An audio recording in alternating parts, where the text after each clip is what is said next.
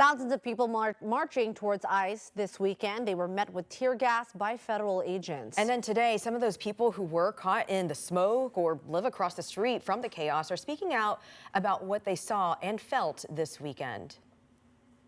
Saturday was a nightmare. Another gas-filled weekend outside the ICE facility. KOIN-6 estimating 3,000 people joining in the march, including dozens of local unions leading the way towards the ICE building from a local park. It's one of the biggest shows of union solidarity that I think I've ever seen in Oregon history. When they approached the building, some protesters went on ICE property up a driveway.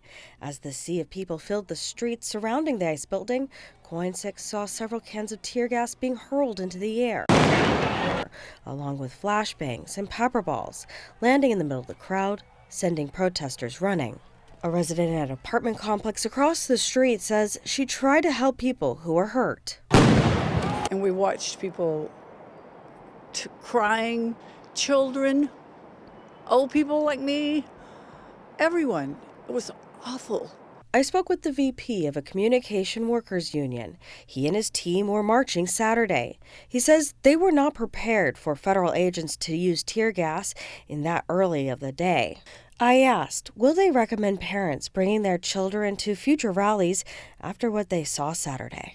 And we just have to now update our risk profiles. Now we know that if you have a peaceful march during the middle of the day, the federal government might shoot you with chemical agents and pepper balls and things like that. In addition to the protesters who chose to be there, many residents in the apartment complex across the street from the ICE facility feel like they are in a tough situation. We have suffered, we are collateral damage. Everyone, there's vets, there's babies, there's old people like me, there's people, Americans, that live here, and we don't deserve this. Management of Gray's Landing confirming a tear gas canister broke a window on one of the tenants' apartments. The complex is an affordable housing development. Some residents tell me they can't afford to move and want ICE out. I appeal to my neighbors.